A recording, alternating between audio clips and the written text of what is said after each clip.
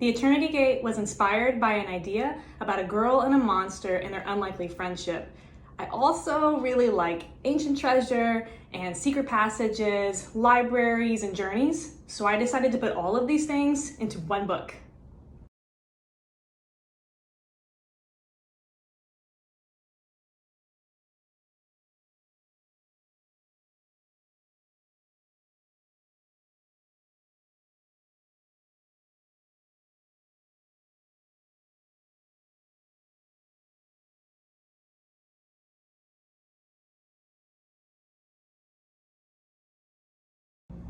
I had a lot of fun blending real life with the fantastical in the setting for the Eternity Gate. It was fun thinking through Seo, the main character, and wondering, okay, how it's written in first person point of view, so how would she see this? How would she interact with the setting? How would it help her? How would it hurt her? I now remember when the magic system, it's more like a gifting system that's built into the people's DNA. It's something you inherit at birth. I remember when that first popped into my mind, and really it just popped into the page. I was drafting what was an original first chapter for the book, and all of a sudden, Seo had a gifting, and I thought, whoa, this is so fun. I really love it, and how far can I take it in the world? And oh, it was super fun.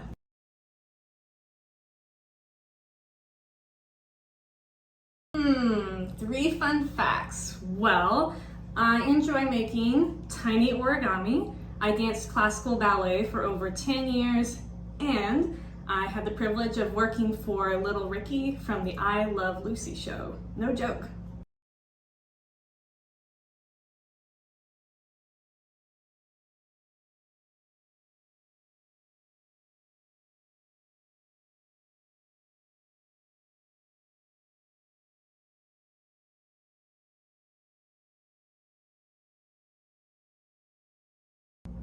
Seo hides a flaw. Unlike the rest of her nation that has inherited the ability to hold light in the palm of their hands, Seo has inherited something different. And to her, that's like being cursed. So she tries so hard to hide that and to do things that make her look perfect. And I mean, I think everybody has at some point struggled through this, but especially artists where perfection is demanded. I think you can acutely feel what she's feeling, that need to be perfect, but the inability to be perfect. And what do we do with that? That's definitely a huge part of Seo's journey.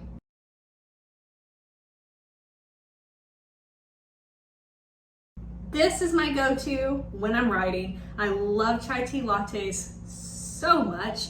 In fact, I recently found a recipe to make my own masala chai recipe where you take the spices and you grind it in a mortar and pestle, and it's really delicious. It's worth the effort. And this actually is my super amazing space inspired mug that my sister painted for me. And I find it to be especially inspiring.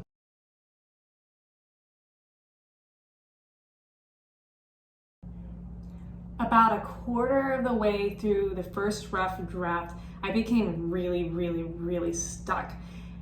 And I was stuck for weeks. And I remember going to Panera, hoping that their delicious chai latte would help me get unstuck, planning to just write and get past this difficult moment, and I couldn't. I couldn't. I tried for a long time, and then for a very long time after that, I had my paper and my pen, and I'm just brainstorming different ideas on ways to write myself out of this conundrum, and there was nothing. And I cried in public, and I got in my car and I started driving home. And these future scenes I wanted to write kept coming back to my mind, and I just felt a lot of God's peace that I was not supposed to shelve this book. I was supposed to try again. And trying again, I really think I was given the courage to start. I don't think I could have done this out of my own strength. I started over from the beginning, replotted large chunks of the book, and by God's grace, it is completed and is soon to show up on your doorstep, which just blows my mind.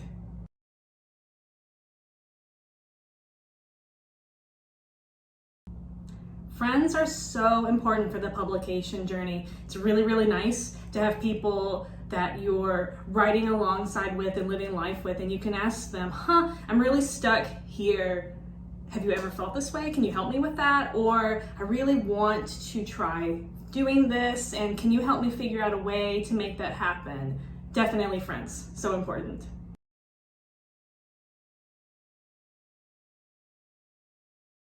My writing journey began at the age of 3. My parents gave me notebooks and crayons and set me loose to draw all sorts of little stories. And my first character ever was this little stick figure with little stick arms and 3 eyes. And he was, of course, a monster, and his name was the Blue 3-Eyed Monster.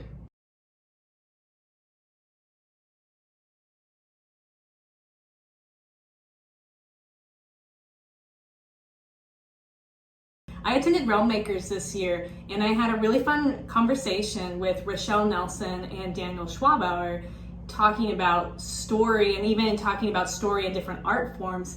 And we started talking about ballet, and I've danced ballet for years, and I really got me thinking about the classic storylines and classic ballet and how simple and deep they are. And I won't lie, I think a retelling is eventually in order. I have no idea when, but the creative juices are definitely flowing. If I could take any character to the ballet, there's something kind of like ballet in the Eternity Gate. There's an island nation that wields water, and they can literally stream it through the air in beautiful shapes and forms. And so actually, I think I'd rather take myself to one of their performances. That sounds like a blast.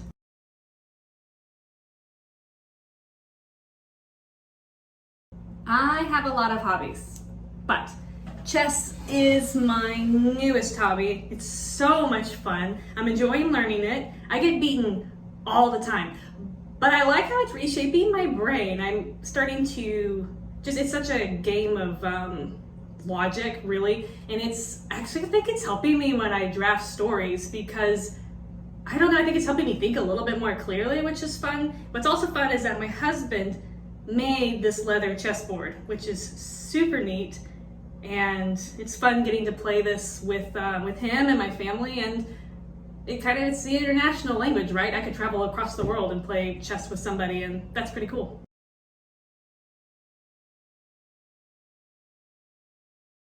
I have always loved fantasy, since my first little monster stories to my dad reading Dr. Seuss to us and the Chronicles of Narnia. Who doesn't want to go to Narnia? It's amazing. Fantasy is so much fun. It opens so many cool doors, and it just allows us to see things differently. That has pretty much been a constant in my reading and writing life.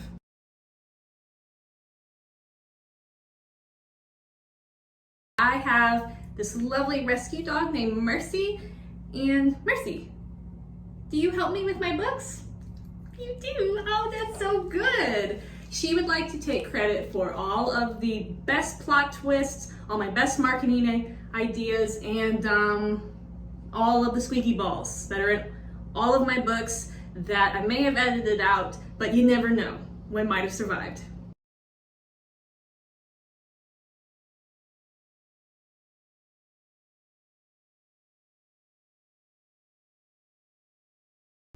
When I get stuck in my writing, almost always I have to go backwards. There's usually a place where I didn't flesh out the character motivations, or really I didn't think through them deeply enough, so I wasn't being really honest about what my character would want or what the antagonist wanted either. And I'm forcing characters to do things that they probably wouldn't do, which for me just feels like boring writing. Like, it's really, really hard to write those moments. So yes, unfortunately, going backwards. But the answer is always there. Not, hopefully you don't have to go too far backwards, but it is. The answer is there.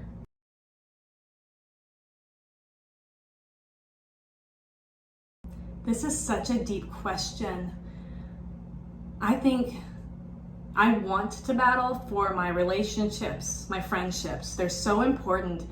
All of us have walked through relationships that have broken. And there are times to let that go, but often reconciliation is a good course to take, and it's really hard, but it's really, really beautiful. And I'm so thankful that in my life, I've had the opportunity to battle for friendships that could have been lost or could have been broken. And to this day, those are some of the most powerful friendships in my life.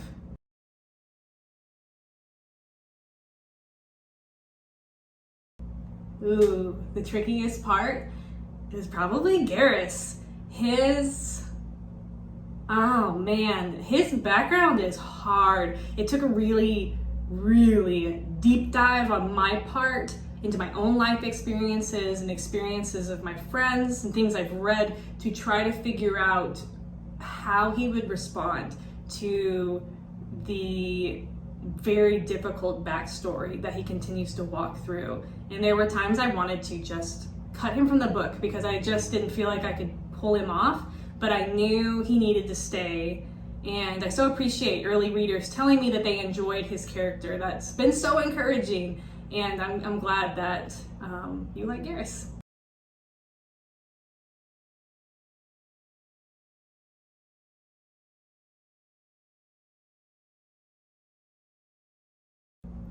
Writing some of the scenes with Garrus and Seo have definitely been some of the most rewarding writing moments in the Eternity Gate. They were really hard, but often really hard things become the most rewarding and enjoyable things. And I'm thankful for the opportunity to be able to write them, and I'm really thankful for the help of beta readers who helped me think through their interactions and what that would be like.